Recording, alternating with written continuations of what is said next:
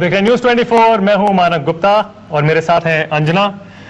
अगर आपके जान पहचान में, आपके रिश्तेदारों में कोई दहेज के कानून का सताया है तो ये कार्यक्रम आपके लिए है। और दूसरी तरफ से अगर आपकी कोई बेटी है जिसे उसके ससुराल वालों ने सताया है, दहेज की मांग है, क्रूअल्टी है, हैरेसमेंट है, तो भी अगले 1-1.5 घंटे ये कार्यक्रम पूरी तरह से आपके लिए है। दूल्हा दुल्हन और दहेज 498A का फंदा सालों से एक कानून देश में बहस का मुद्दा बना रहा है और वो कानून है आईपीसी की धारा 498A। जब ये कानून लागू किया गया था तो सोच यही थी कि इससे दहेज लोभियों पर कहीं ना कहीं किसी न किसी तरीके से एक लगाम लगाई जा सकेगी। बिल्कुल, उम्मीद ये थी अंजना कि दहेज के भेड़िए इस कानून से खौफ खाएंगे और कोई बेकसूर दहेज की फांस में पड़कर दम नहीं तोड़ेगी। लेकिन हुआ कुछ और ही। ये सही है कि इस कानून से लोगों में डर जरूर पैदा हुआ, लेकिन सच ये भी है कि इस कानून का बेजा इस्तेमाल भी उसी तरह से जमकर किया गया। बिल्कुल, ये कानून बदला लेने का जरिया बन गया। अब एक बार फिर इस कानून में बदलाव पर विचार हो रहा है। सवाल यही है कि क्या ये सही होगा?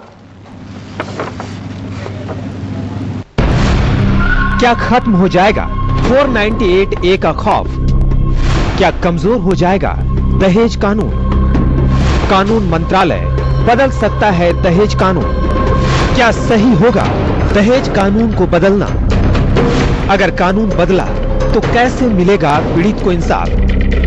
लेकिन नहीं बदला कानून तो कैसे रुकेगा 498A का गलत इस्तेमाल? दूल्हा दुल्हन और दहेज 498A का फंदा। आपको बता देते हैं, प्रस्ताव यह है, सरकार इस बात पर विचार कर रही है कि क्या 498A जो कानून है उसे बेलेबल कर दिया जाए, यानी कि नॉन बेलेबल ना हो, सीधी की सीधी गिरफ्तारी अगर केस रजिस्टर हो जाता है तो ना हो। इस बारे में बहुत ही सारे खास मेहमान हमारे साथ यहां स्टूडियो में। सबसे पहले आपको बता देते हैं कौन कौन लोग हैं। हमारी दाईं तरफ यहां से शुरू करते हैं, ममता शर्मा बैठी हैं और उनके साथ उनकी बेटी नेहा शर्मा है। हम विक्टिम्स की बात कर रहे हैं। नेहा को उनके पति ने सताया है, ऐसा इनका आरोप है। इसके साथ ही वरुण गोस्वामी जी, जाने माने एडवोकेट, हमारे साथ स्टूडियो में मौजूद हैं। और दूसरी तरफ मनीष मित्तल साहब जो कि सेफ फैमिली फाउंडेशन के हैं, वो जुड़े हुए हैं। शोनी कपूर जी जो कि जेंडर ह्यूमन राइट्स सोसाइटी के हैं। नीलाद्री शेखर जी दास जो कि इंसाफ के साथ जुड़े हुए हैं। मुद्दा वही है कुल मिलाकर कि आखिर क्या इस कानून को जरा सा भी डाइल्यूट करना, यानी जरा सा कम सख्त बनाना, महिलाओं के खिलाफ जा सकता है या नहीं? इसी पर हम करेंगे 1 घंटे तक बहस। बिल्कुल, हम शुरू करें उससे पहले आपसे एक सवाल, वो सवाल जिससे हमारे देश की आधी आबादी इस समय जूझ रही है। दहेज उत्पीड़न कानून में जो बदलाव की बात इस वक्त की जा रही है, हम उस पर बहस करेंगे, लेकिन उससे पहले जरा सुन लीजिए इस देश की आधी आबादी का दर्द।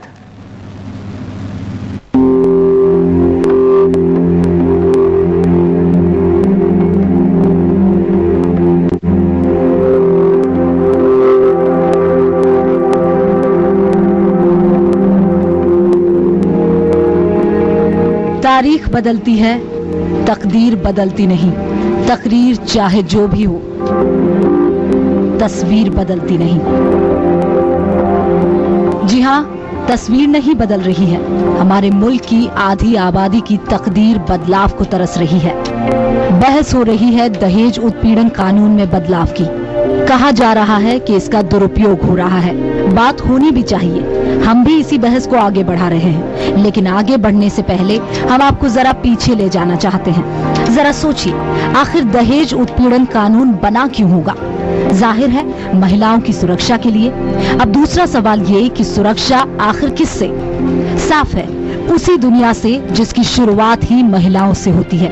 हम चाहे जितनी बड़ी बात करें, सच तो ये है कि गांव मोहल्ले से लेकर महानगरों तक घर के दादा दादी वंश को आगे बढ़ाने के लिए पोते का चेहरा देखना चाहते हैं। बस यहीं से शुरुआत होती है भेदभाव की। हमें मानना पड़ेगा कि सभी नहीं तो हमारे देश के ज्यादातर घरों की सोच ऐसी ही है। आखिर हम इस सोच को कब बदलेंगे? 21वीं सदी के 10 साल गुजर जाने के बाद भी बेटी को पराया धन क्यों कहा जाता है? वक्त बदला है, लड़कियां 4 दीवारी से बाहर निकली हैं, लेकिन दहेज का दानव साए की तरह अभी भी उनसे लिपटा हुआ क्यों है? ऐसा भी नहीं है कि बदलाव नहीं हुआ है। हमारे देश की राष्ट्रपति महिला है। सबसे ताकतवर शख्स होने का सेहरा सोनिया गांधी के सिर है। लोकसभा में विपक्ष की नेता सुषमा स्वराज है।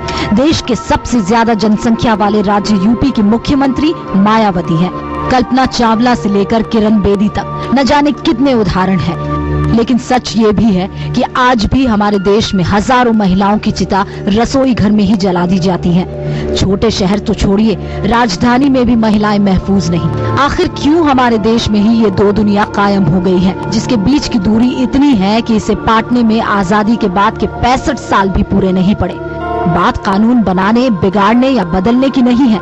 बात बस इतनी है, आखिर हम कब बदलेंगे, हमारी मानसिकता कब बदलेगी। चाहे वो माँ हो, बहन हो, बेटी हो, प्रेमिका या फिर पत्नी, कोई शख्स इनके बिना पूरा नहीं होता। तो फिर आधी आबादी को पूरा हक कब मिलेगा? वक्त आ गया है सोचने का, क्योंकि अगर हम बदलाव चाहते हैं तो शुरुआत अपने आप से होती है।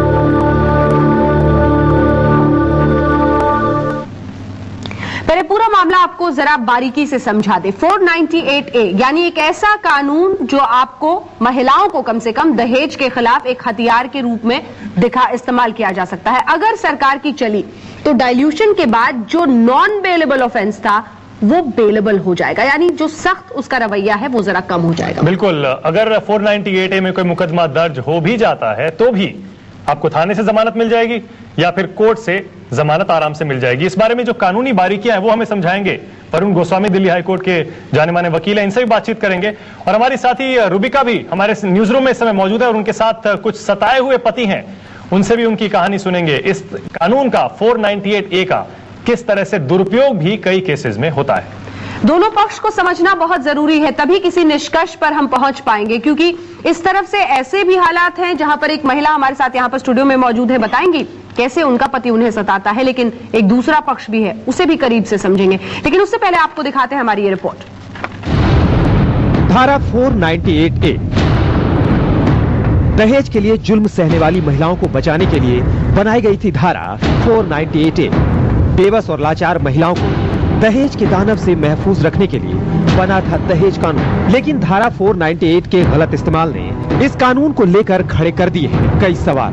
पिछले कुछ सालों के दौरान जो हकीकत सामने आई उसने कानून मंत्रालय को भी सोचने पर मजबूर कर दिया कि क्या वाकई में इस धारा का इस्तेमाल कसूरवार को सजा दिलाने में हो रहा है या फिर बेकसूर को सताने के लिए।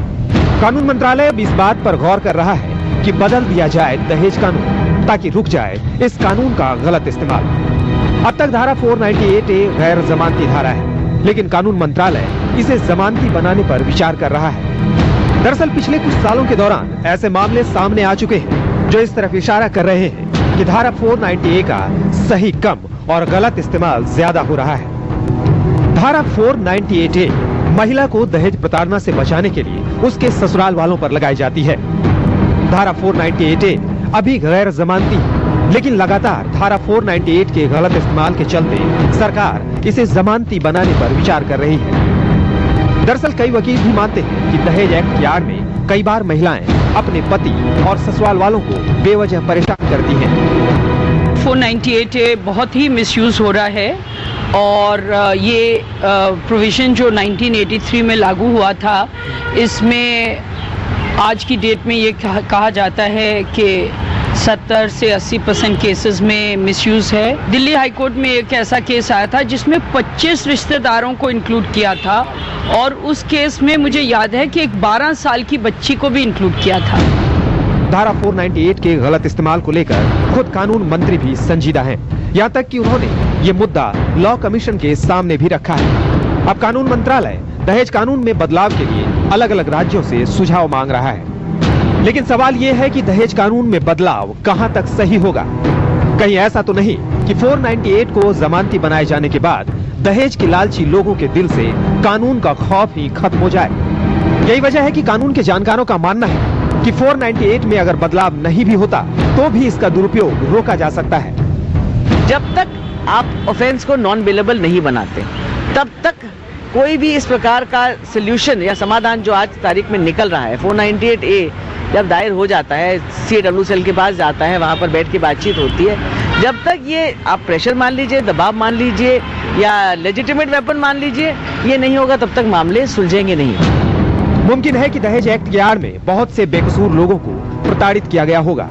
यही वजह है कि लगातार इसमें संशोधन की मांग उठती रही है। लेकिन किसी भी बदलाव से पहले ये तय करना होगा कि दहेज के लिए लड़की को प्रताड़ित करने वालों पर कानून का शिकंजा ढीला ना हो। साथ ही धारा 498 की आड़ में किसी शख्स को बेवजह परेशान न किया जाए। महिला उत्पीड़न कानून का गलत इस्तेमाल होता है और इसमें संशोधन होना चाहिए। इस बात को लेकर मांग तो पिछले काफी समय से चल रही है, लेकिन इस संशोधन के दौरान यह भी चीज ध्यान में रखना होगा कि कहीं ऐसा ना हो कि संशोधन का फायदा उन महिलाओं को ही ना मिल पाए जिनके लिए खास तौर पर यह कानून तैयार किया गया था। अंकित गुप्ता, दिल्ली, न्यूज़ 24। लेकिन इसके साथ ही इस कहानी का दूसरा पहलू भी है। जब इस कानून का दुरुपयोग होता है दहेज के लिए, कहीं पूरा का पूरा परिवार ही उजड़ न जाए। हम 1 महीना अंडरग्राउंड थे, we have lost many things. कभी किसी के यहाँ, कभी किसी के यहाँ, कभी होटल में, कभी कहाँ। रहते रहते भी परेशान हो गए थे घर से बेघर। इस माँ की आंखें आज नम है। इसका दर्द इन आंसुओं में बह रहा है, क्योंकि दर्द मिला है उससे जिसे घर लाने के लिए उन्होंने सपने देखे थे। नोएडा की किरण दहेज एक्ट यानी धारा 498A की बेजा एक्ट इस्तेमाल करने की गवाह है।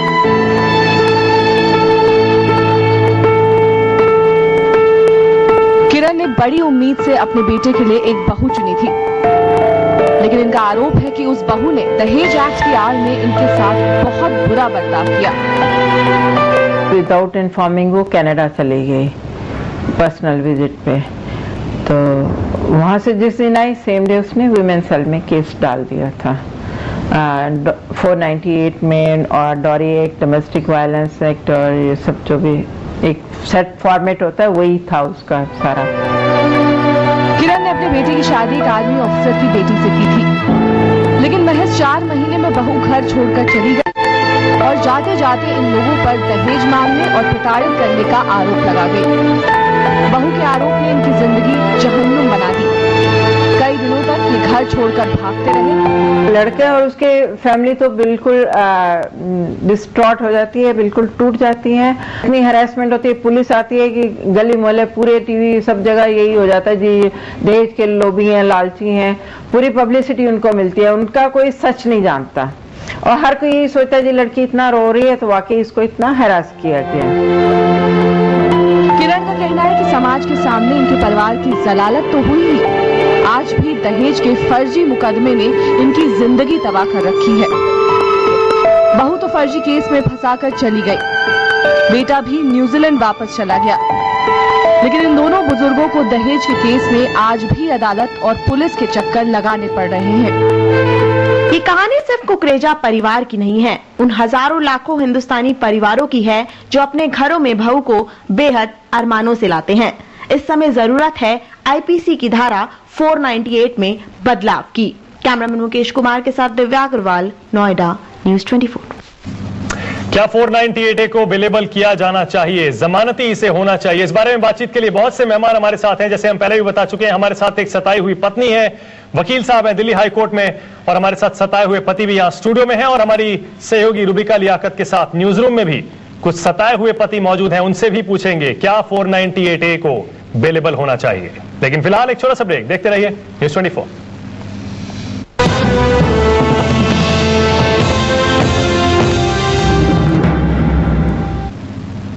498A क्या इसे जरा सा आसान बनाना आने वाले वक्त के लिए किस तरह के संदेश देगा, ये बहुत महत्वपूर्ण है। हमारे साथ यहाँ पर नेहा शर्मा मौजूद हैं जो ये बताती हैं कि उनके पति ने दहेज के लिए उन्हें परेशान किया है। नेहा, बहुत हिम्मत चाहिए इस तरह की बातें सबके सामने बोलने के लिए, लेकिन आपने सब कुछ झेला है और चूंकि आप ये जंग लड़ना चाहती हैं, क्या बताएंगे हमारे दर्शकों को?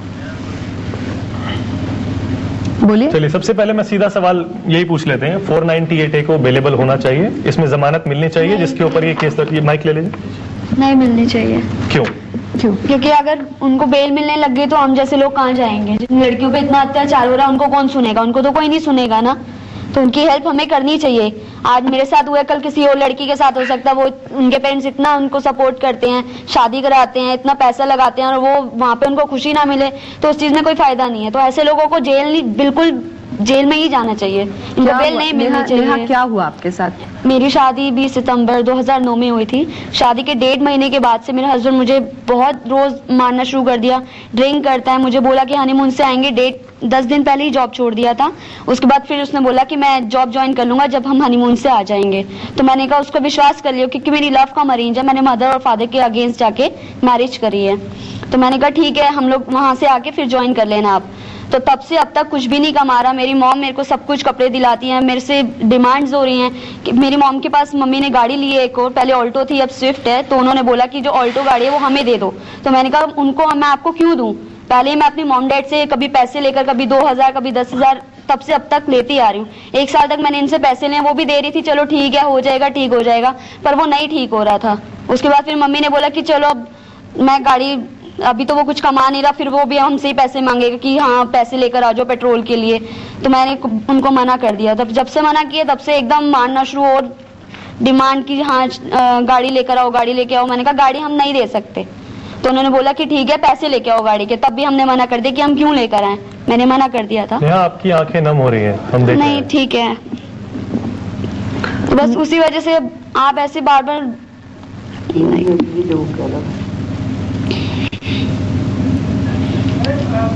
3 महीने से मेरे को अलग होने के लिए बोल रहा था। मैं अलग नहीं होना चाहती थी क्योंकि मैं उससे बहुत प्यार करती हूँ एक्चुअली।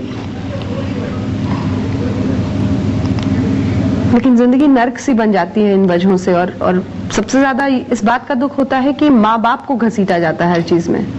नेहा, वही पिसते हैं और कोई नहीं पिसता।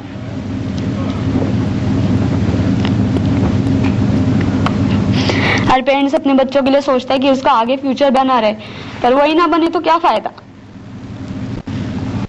मैं 1.5 साल से कर रही थी कि चलो ठीक है मम्मी को नहीं बताएंगे कि आगे शादी करी है, कर रही थी कि एडजस्ट हो जाए। अगर अलग होना होता तो 1.5 साल नहीं रहती ना, कब की अलग हो जाती। 3 महीने से मुझे लगा पड़ा है कि नहीं तुम डिवोर्स हो, तुम डिवोर्स। तो मैं डिवोर्स नहीं देना चाहती। मैंने कहा मैं क्यों डिवोर्स दूं आपको, जब मैं आपसे प्यार, मैं इतना प्यार करती हूँ, मैंने उसका नाम भी यहाँ पे लिखवाया है। अगर आप किसी से प्यार करते हो तो ठीक है, बताना जताना नहीं होता, प्यार होता है। पर वो उसको बिल्कुल नहीं समझ आ रहा। मैं उसकी बहुत उसको बहुत लाइक करती हूँ, सब कुछ किया उसके लिए मैंने, पर वो मेरे लिए कुछ भी नहीं।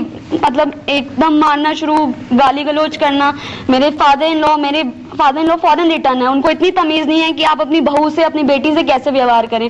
बैठे हो तो बाल खींच देने, थप्पड़ लगा देना, गर्म ट्यूब लगा देने फेस के ऊपर कि मैं चेक करा था कि गर्म है या ठंडी है। एकदम आप मेरे फेस पे कुछ हो जाए, और ये तो चीज गलत है ना, ऐसे नहीं करना चाहिए। आप अगर ठीक है आप मुझे नहीं मान रहे, मेरी फैमिली सिख फैमिली में हुई है, मैं इंटरकास्ट हूँ, मैं पंडित हूँ, वो सिख फैमिली है। उन्होंने शादी के 1.5 साल बाद मुझे बोल रहे हैं तू हमें पसंद नहीं थी। अगर मैं तुम्हें पसंद नहीं थी तो तुम पहले मना कर देते, मैं शादी नहीं करती, आज मेरे साथ ये चीज नहीं होती। 24 रात इन्होंने मेरे हस्बैंड और मेरे जो पति फादर इन लॉ उनके मेरे फादर इन लॉ और मेरे हस्बैंड मेरे रूम में आए, पेपर था उनके हाथ में। उन्होंने मुझे बोला कि इस पे लिख कर दे कि तू हमसे अलग होना चाहती है और मुझे तलाक देना चाहती है, और हम तेरे पे कोई दबाव नहीं दे रहे। मैंने मना कर दिया कि मैं क्यों लिखूं, जब मैं तेरे से इतना प्यार करती हूँ, मैं तेरे से रहना चाहती हूँ, इस घर में ब्याह के आई हूँ तो इसी घर से अर्थी लेकर जाऊंगी। लेकिन अब आप उनके साथ नहीं रहे? अब मैं नहीं रहना चाहती। आपने 498A में कंप्लेंट की? मैंने कंप्लेंट करी, पुलिस वालों को बुलाया, पुलिस वाले नहीं आए। उन्होंने मेरे जो ससुर है उन्होंने मेरा गला पकड़ा, और मेरे जो हस्बैंड है उन्होंने मेरे बाल पकड़े। हम देख पा रहे हैं अंजना, मेरे नेक पे पूरे निशान गले पे जख्म भी है आपके। जी। ये कैसे हुआ? जब मेरे रूम के अंदर आए, पेपर लेकर आए कि इस पे लिख के दे, तो मैंने मना कर दिया कि मैं अलग नहीं होना चाहती, मैं तेरे से तलाक नहीं चाहती, तो मैं क्यों लिखूं। बस मैंने मना किया। मेरे हस्बैंड ने मेरे बाल पकड़े, और मेरे जो फादर इन लॉ उन्होंने दुपट्टे से मेरा गला दबा दिया। एकदम मैं झटके से छुड़ा के टॉयलेट में भागी, और वहां से मैंने अपनी मॉम को फोन किया कि मेरे को और जल्दी बचाओ।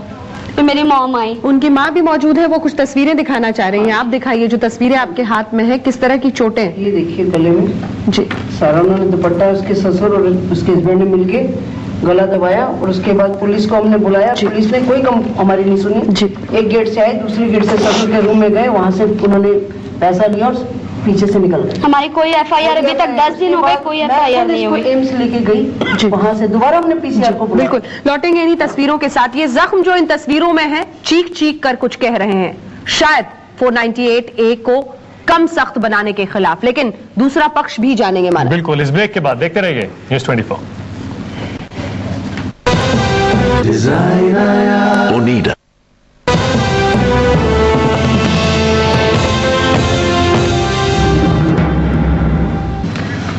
जी हाँ, 498A जो कि हैरेसमेंट का एक कानून है। शादी के बाद अगर पत्नी का हैरेसमेंट पति की तरफ से या फिर पति के रिश्तेदारों की तरफ से होता है, कुछ सवाल खड़े होते हैं। देखिए, बेंगलुरु में 50 महिलाओं की दहेज के लिए हत्या की गई। साल 2009 के ये आंकड़े हैं।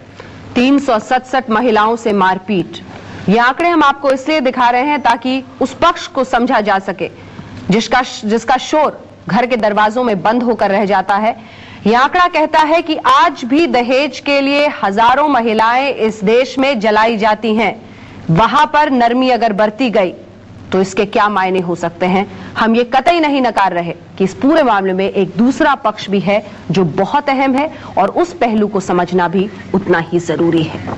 एक और बहुत छोटे से ब्रेक के लिए हमें रुकना पड़ रहा है माना। बिल्कुल, लेकिन ब्रेक के बाद आपको और तो बारीकी से समझाने की कोशिश करेंगे 498A कानून क्या होता है, इसके प्रोविजंस क्या हैं, और अगर इसे नॉन बेलेबल से बेलेबल बनाया गया। वकील साहब हमारे साथ हैं, वो समझाएंगे क्या असर हो सकता है हमारे पूरे समाज पर। इस ब्रेक के बाद देखते रहिए न्यूज़ 24।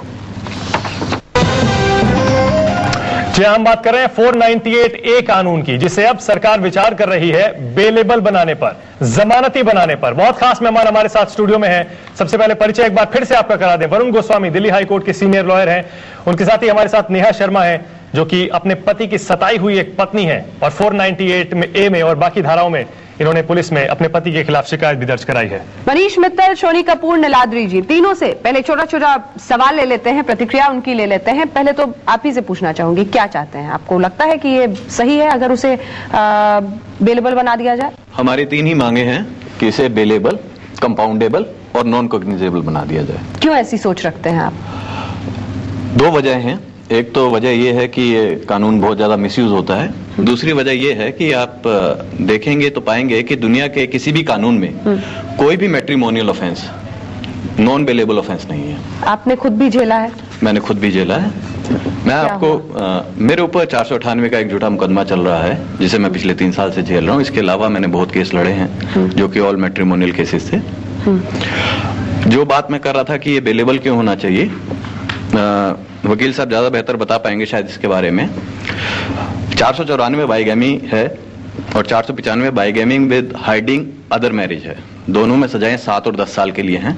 दोनों ही बहुत ही गंभीर किस्म के मसले माने जाते हैं, पर दोनों के दोनों बेलेबल और कॉग्निजेबल हैं और नॉन कॉग्निजेबल हैं। और उसके पीछे सोच ये है, उसके पीछे सोच ये है, जब ये आईपीसी बना था उसके पीछे की सोच ये है कि कोई भी मैट्रिमोनियल ऑफेंस अगर वो नॉन बेलेबल है तो एक बार आदमी के जेल जाने के बाद घर को बचाने की कोई संभावना नहीं बचती है।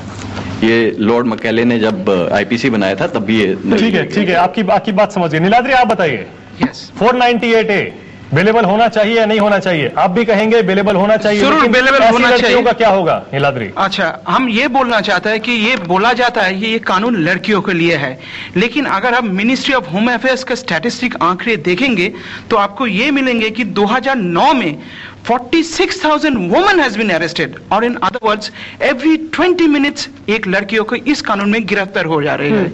आप सास की बात कर रहे हैं? सास या ननद? सास, ननद, जो लड़के के साथ नहीं रहता है, दूर दूर में रहता है। हमारा राष्ट्रपति हर आपने हर एक केस स्टडी को देखा है कि सब दूर दूर रहते हैं? Yes, her excellency Pratibha Patil ने बोला है कि it is being horribly misused. Our chief justice has said it is being misused. होता ही है। Not only that, our supreme court has told that it is a legal terrorism, यानी कि ये कानूनी आतंकवाद है। बिल्कुल। मनीष जल्दी से, मनीष आप बताइए, बेलेबल होना चाहिए? बिल्कुल बेलेबल क्यों होना चाहिए? देखिए, अभी हम जब सजा की बात करते हैं कि पति को सजा मिलनी चाहिए या नहीं, बेलेबल या नॉन बेलेबल का सजा से कोई मतलब नहीं है। सजा देने का मतलब यह है कि आप केस चलने दीजिए, अगर प्रूव होता है तो सजा मिलनी चाहिए उसको। नहीं तो ऐसे तो सारे कानूनों के बारे में आप कह सकते हैं मनीष, सारे कानूनों में बेल कर दीजिए। कोई भी ऐसा कानून नहीं है जिसमें विदाउट एविडेंस किसी को अरेस्ट किया जा सके। इवन मर्डर वाले कानून में भी विदाउट एविडेंस किसी को किया गया था। क्यों ऐसा किया गया था? किस सोच के साथ? मैं आपको बताता हूँ, मैं थोड़ा सा इन लोगों से इत्तेफाक नहीं रखता, इसलिए कि 494 और 495 के बारे में जो बात कही वो 1860 में जब आईपीसी बना था तब का था। 498 स्पेशली पूरी इंडिया की केस स्टडी करके जब इस तरीके की समस्याएं सामने आई कि औरतों के साथ दहेज का उत्पीड़न हो रहा था, इसलिए स्पेशली 498A 1983 और 1988 के बीच में इसको लाया गया। इसके पीछे ऑब्जेक्ट ये था कि दहेज के लिए जो प्रताड़ना होती है उसके लिए बिल्कुल बात सही है, मिसयूज हो रहा है, कोर्ट सुप्रीम कोर्ट तक ने ऊपर तक आया कि इसका मिसयूज हो रहा है। आप दूसरा इसका पहलू देखिए, अगर इसको आप कल को बेलेबल कर देते हैं, और ये बात भी कहना बिल्कुल गलत है कि इसमें अगर एफआईआर हो गई है तो अरेस्ट होना जरूरी है। 1994 में सुप्रीम कोर्ट ने एक बहुत क्लियर किया था, बहुत बड़े जजमेंट में, ये कह के कि एफआईआर होने का मतलब ये नहीं है कि अरेस्ट मैंडेटरी या जरूरी है, क्योंकि कॉग्निजेबल ऑफेंस है, एफआईआर रजिस्टर होना जरूरी है, लेकिन उसके बाद अरेस्ट जरूरी नहीं है। एक मिनट, उसमें यह कहा गया कि आप उसकी तफ्तीश करिए, अगर आपको मटेरियल उसमें दिखता है कि अरेस्ट बनती है, जैसे एलिगेशन लगाया गया, लड़की कहती है मेरी तरफ से 20 लाख रुपए दिया गया, जबकि उनकी हैसियत नहीं है। नहीं वरुण जी, लेकिन ऐसा होता नहीं है। पुलिस इन्वेस्टिगेशन के बाद ये फैसला नहीं करती है कि अरेस्ट करें या नहीं करें। पुलिस तो लिखने के बाद 2 दिन में उठा लेती है। मैं यही आपको बता रहा हूं, इसी को लेके हमारे दिल्ली हाई कोर्ट से लेके सुप्रीम कोर्ट तक इस पे गाइडलाइंस इशू हुई। अगर पुलिस उसको फॉलो नहीं करती है तो वो कोर्ट की गलती नहीं है। गाइडलाइंस इशू है कि अगर आपके पास आज सीएडब्ल्यू सेल में क्यों जाता है मैटर, अरेस्ट नहीं होती है, सीएडब्ल्यू सेल में जाता है, वो लोग दोनों पार्टीज को समन दे के बुलाते हैं, क्राइम अगेंस्ट वुमेन सेल में मामला जाता है, और जो प्रोसीजरल दिक्कतें हैं उसके लिए क्या आप पूरी तरह से कानून को बदल देंगे? सीधे रुक करते हैं, रूबिका लियाकत हमारे साथ, हमारे सहयोगी मौजूद है। रूबिका, आपके साथ जो लोग हैं उनकी राय पूछिए। बिल्कुल, यहाँ पर जितने भी आंकड़े हम बता रहे हैं, इन आंकड़ों से बिल्कुल भी इत्तेफाक रखते ये लोग नजर नहीं आ रहे हैं। ये सभी जो हैं किसी ना किसी तरीके से फंसे हुए हैं। 498 इन सभी पर लगा हुआ है। सीधा इन्हीं से पूछते हैं, कितने साल से परेशानी झेल रहे हैं? क्या हुआ क्या?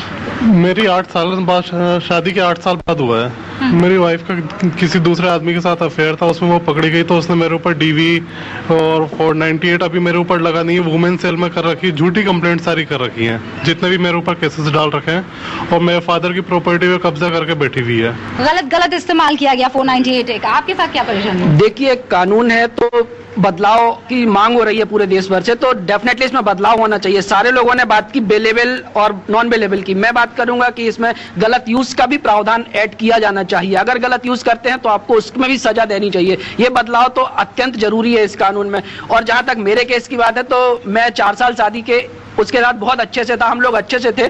उसके बाद अचानक एक दिन जब मालूम चलता है कि मेरी एक किडनी है, तो मेरी वाइफ बोलती है कि मुझे तलाक चाहिए। उसको तलाक नहीं दिया गया तो वो बोलती है कि नहीं, मैं तो दहेज का केस लगा दूंगी, सास ससुर को फंसा दूंगी, ननदों को फंसा दूंगी, पूरे समाज को फंसा दूंगी।